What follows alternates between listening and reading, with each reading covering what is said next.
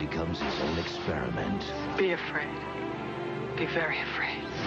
Jeff Goldblum, Geena Davis. Catch the Fly, next on TNT's MonsterVision.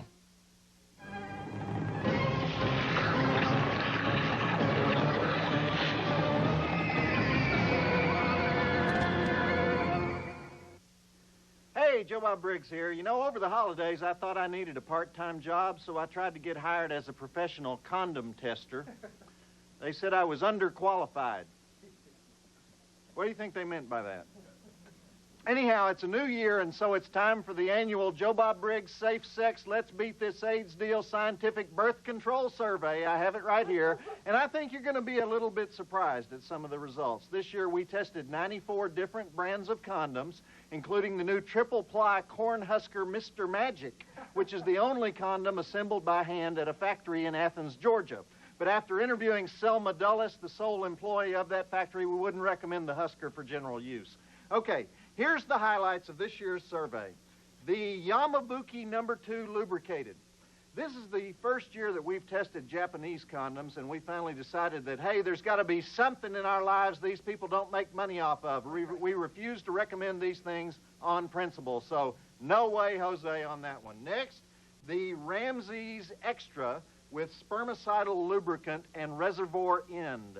This used to be a favorite with people who purchased condoms in the restrooms of country western bars in the Deep South, but we were not pleased with it.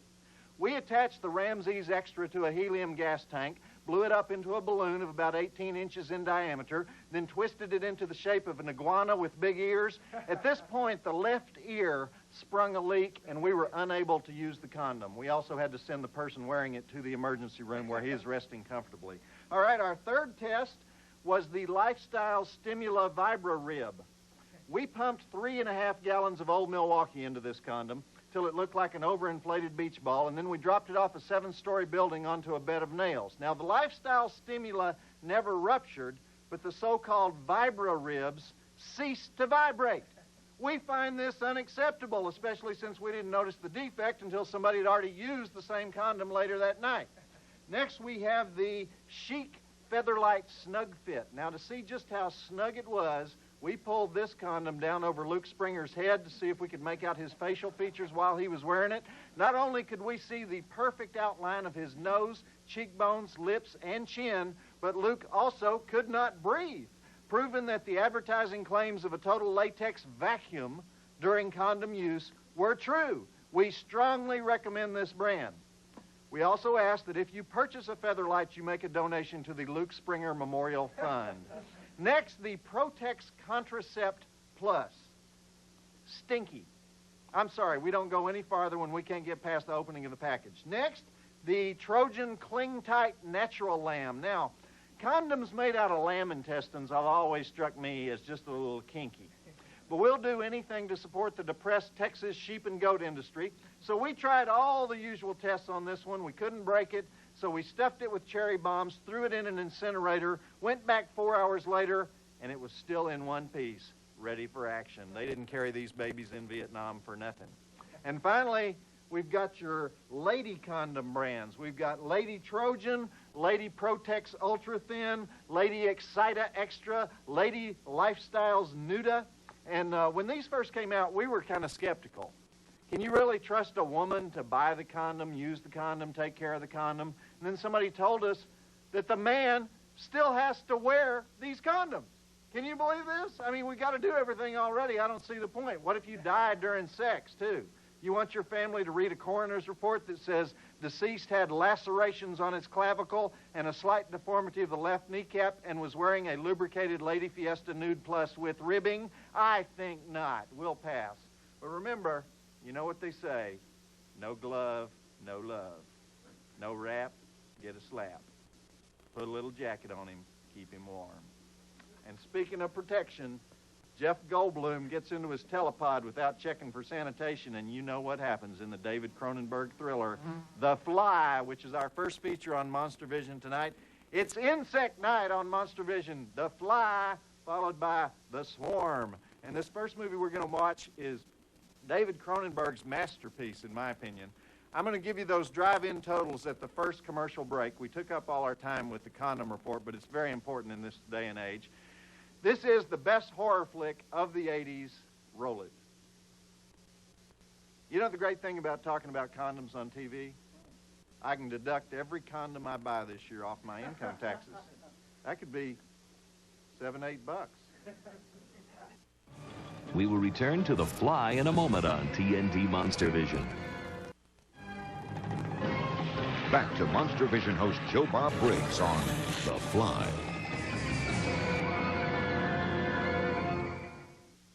Ooh, the splattered baboon scene from The Fly. But you think that's gross? Well, you see what's coming up later. These may be some of the greatest drive-in makeup effects in history in this movie. This movie was directed by the Canadian David Cronenberg, who kind of specializes in slime glopola. He made that movie The Brood. Remember that one with the woman who has mutant babies growing on the outside of her body? Or Rabid, remember that, with Marilyn Chambers as the diseased woman who has a little drill that comes out of her armpit, sucks blood? The movie made right before The Fly, though, was The Dead Zone, which didn't have that much gooey stuff in it, but it's one of the best Stephen King movies ever made, and one of the best performances Christopher Walken ever did. And what you're watching now is, in my opinion, the best Jeff Goldblum performance ever.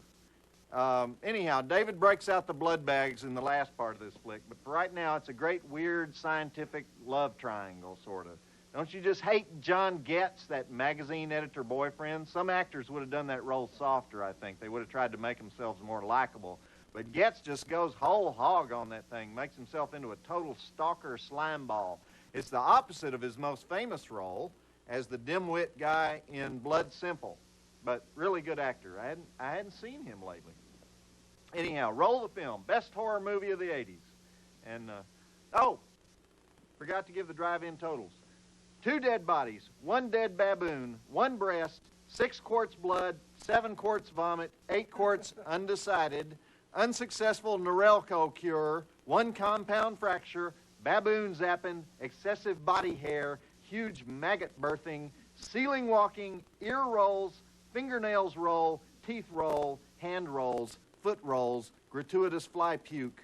4 stars. Check it out, and we'll be back at the breaks to fill you in on just how David Cronenberg and Jeff Goldblum and Geena Davis made one of the best horror flicks of the 80s. Okay, now roll it. If you've got anything to tell me or gripe about, write to me at MonsterVision, care of TNT, 1010 Techwood Drive Northwest, Atlanta, Georgia, 30318. Geeks can contact me on the internet at joebob@turner.com. Back to MonsterVision host Joe Bob Briggs on The Fly. So those are pretty hot love scenes between Jeff Goldblum and Geena Davis, even though you don't see very much in the scene. But Jeff and Geena were in love while they were making this movie. They'd actually made one movie together before this, the immortal vampire comedy Transylvania 65000. But anyhow, The Fly came out in 1986. Jeff and Geena got married in 1987. Aww. They got the big D in 1990. Aww. Then she married Rennie Harlan, the director who does the big-budget action stuff like Cliffhanger. She's in all his movies now. Jeff is still single, although he was until recently with Laura Dern, and Laura Dern was previously with Rennie Harlan, so they just switched off. Isn't that interesting? At any rate, they both give great performances, and I think that's why The Fly is not just a horror flick, it's also a great love story. And in my opinion, Jeff should have been nominated for the Oscar for this role, but it's darn near impossible to be nominated for a horror film or a sci-fi flick. There was only one Oscar winner in history who starred in a horror film, Frederick March, star of Dr. Jekyll and Mr. Hyde in 1932. Anthony Hopkins won the Oscar. If you count Silence of the Lambs as a horror film, I don't really think of it as a horror film, but some people think it's a horror film. And they never gave one to Boris Karloff or Bela Lugosi or Vincent Price or John Carradine. It just didn't happen. Okay, back to the movie. You know, Marlon Brando, that's a good example. He got an Oscar, but let's put a werewolf head on him and see what kind of actor he is, you know? Stella my butt. Up next, TNT's got more bugs, more stars, and more Joe Bob Briggs when he hosts The Swarm on Joe Bob's Last Call. And the blood is red and the zombies are just as dead in George Romero's color remake of Night of the Living Dead tomorrow night at 11:15.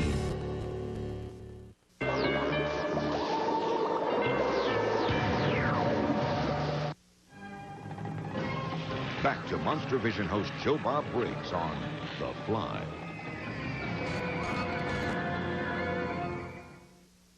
Okay, here's how The Fly happened. It was originally a short story in Playboy magazine in 1957. It was written by this British journalist named George Langelon, and he was a World War II intelligence agent, parachuted into France, was captured by the Nazis, and then he escaped from the Nazis, and then to protect himself, he had plastic surgery to change his face. So number one, this guy has seen a lot of horrible stuff. Number two, he'd had surgeons operate on him back when it was not a quick or an easy thing to do. And so his story, The Fly, was kind of about how we can't trust the flesh to tell us anything. And the story was bought up by Hollywood and made into a movie in 1958 starring David Hedison in the Jeff Goldblum role. And it was pretty much the same movie, except that when he teleports himself, he ends up with just a fly head and a fly arm. So he spends the whole movie wearing this fly head, and it's kind of hard to take seriously when you see it today. And they spend the whole movie trying to find the little bitty fly that has a human head and a human arm, and that movie it's become kind of a cult favorite, mainly because of Vincent Price being in it. Everybody remembers the scene where the fly says, help me, in a little fly voice to Vincent. So anyway, now it's 25 years later. Mel Brooks wants to do a new version of the movie as producer. So they hire this guy, Robert Bierman, the British director, to do it. But then Robert's young son dies, and he's distraught, and so he drops out of the project. And at that same moment, David Cronenberg had just finished up 14 months working on Total Recall for Dino De Laurentiis. And at the end of that time, he decides he just doesn't want to do that movie anymore. It's too frustrating working for Dino. And so they asked David if he wants to do The Fly, and he reads the script by Charles Edward Pogue, and it's fascinating to him, and so he rewrites it, and he films it, and movie history is made. And the main thing he changed is that he has Jeff Goldblum and the fly fused together at the genetic level, so it's not a human with fly parts or a fly with human parts. It's a completely new creature. And he filmed the whole thing in Cronenberg, Ontario, not far from Cronenberg's home in Toronto. And that's the whole dang story, or at least as much of it as I'm ready to spill right at this very moment. I'm tired. So let's get back to The Fly. We're moving into gooey territory here. All right? Insect sex. What do you think? Insect sex. What if you knew your girlfriend was an insect, but it was great sex? What would you do? Like use a really thick condom or something? We're guys, right? We just have sex. What am I thinking? If you've got anything to tell me or gripe about, write to me at MonsterVision, care of TNT, 1010 Techwood Drive, Northwest, Atlanta, Georgia, 30318. Geeks can contact me on the internet at joebob@turner.com. Back to MonsterVision host Joe Bob Briggs on The Fly.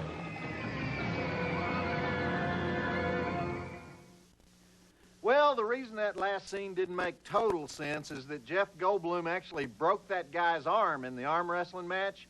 We didn't show the actual Joe Theismann shot there, but that's why the guy was bawling and crying at the end of that scene. Anyhow, do you know that there are over 150 movies based on killer insects? It's kind of a popular theme. The movie that started the whole thing was Them in 1954. We showed it last summer, the James Arness flick about giant mutant ants that come up out of the desert and get into the sewers of L.A. But the very first killer insect was in the movie The Thief of Baghdad in 1924, giant undersea spider.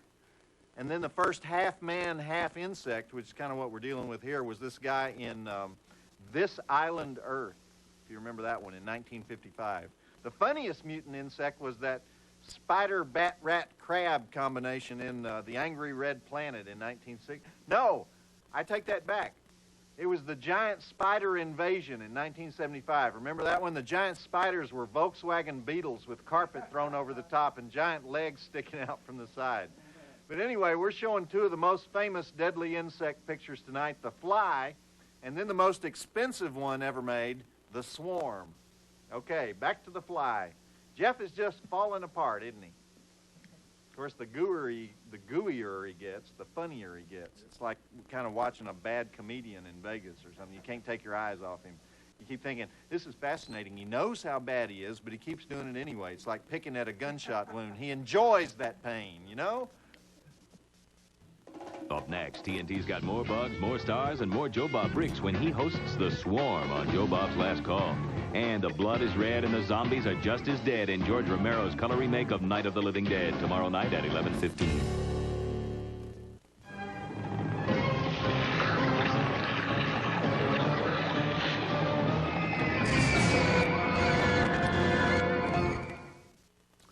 Hey, I'm Joe Bob Briggs with the MonsterVision Mail Girl, and I want you guys to listen up.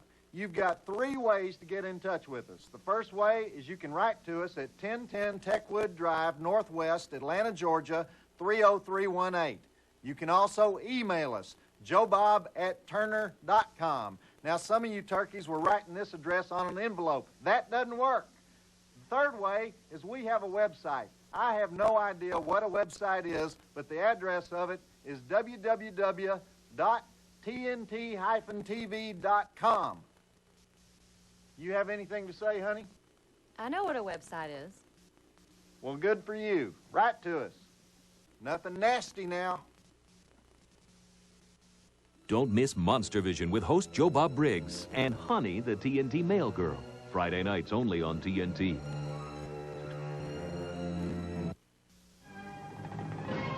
Back to MonsterVision host Joe Bob Briggs on The Fly.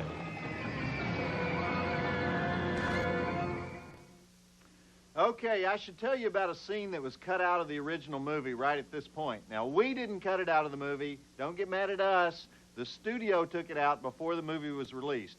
After Jeff Goldblum does those computer calculations and the computer says fusion at the molecular genetic level and he realizes what's happened to him, he does another experiment that you didn't see. He puts a baboon and a cat into the same pod to see what happens when you have 2 different species transported together. And when he opens the other pod, it's a 2-headed baboon cat creature that just goes totally crazy and attacks itself and then attacks Jeff Goldblum and he has to destroy it. Well, the scene was just too gory. But you can see how important it was because after he did that experiment, he could kind of see what was going to happen between himself and the fly, right? There were actually 2 scenes removed from the movie. There was another scene where this insect leg starts growing out of Jeff Goldblum's side and he bites it off to get rid of it. And they showed that one to sneak preview audiences, and one lady fainted dead away in the theater, so they took it out. Maybe someday they'll release an extra gory director's cut laserdisc thingy so you gorehounds out there can get your jollies. In the meantime, it's plenty intense, just the way it is. Back to The Fly. Oh, no, this is the part where he eats the donut. Ugh! That's the one part I can't watch. Yuck, man. Now I won't be able to eat donuts for a week. Especially cream-filled donuts. Especially lemon cream-filled. Let's not dwell on it. If you've got anything to tell me or gripe about, write to me at MonsterVision, care of TNT, 1010 Techwood Drive, Northwest, Atlanta, Georgia, 30318. Geeks can contact me on the internet at joebob@turner.com. Hey, I'm Joe Bob Briggs, and I'm here to tell you that if you're not watching MonsterVision Friday nights on TNT, then frankly, I'm embarrassed for you. Find out what happens when a birthday present revolts. Watch Child's Play next Friday night after the NBA on TNT. Back to MonsterVision host Joe Bob Briggs on The Fly. Well, as you might imagine, the guys who did the special effects makeup for this movie won an Academy Award. It goes from just your basic pizza face look, then he gets that kind of lumpy cream of wheat face, and then when things really get bad, we got Vomit Jubilee Face. Great movie to gross your sister out with, isn't it? All right, we're not going to have any further commercial interruptions. We're going straight through to the end. One thing I want you to notice, there's a gynecologist in this next scene, and that gynecologist is played by the director, David Cronenberg himself. And one reason is that the first time David Cronenberg ever met Martin Scorsese said, "You look like a Beverly Hills gynecologist." He was surprised, in other words, that Cronenberg looked so normal. Anyhow, the last 23 minutes of this movie feature some of the greatest horror footage ever filmed. So let's go. The gross-out conclusion of The Fly. It's hard to believe it's been 10 years since this thing came out. They ought to show this movie at museums. Up next, TNT's got more bugs, more stars, and more Joe Bob Briggs when he hosts The Swarm on Joe Bob's Last Call. And the blood is red and the zombies are just as dead in George Romero's color remake of Night of the Living Dead tomorrow night at 11:15.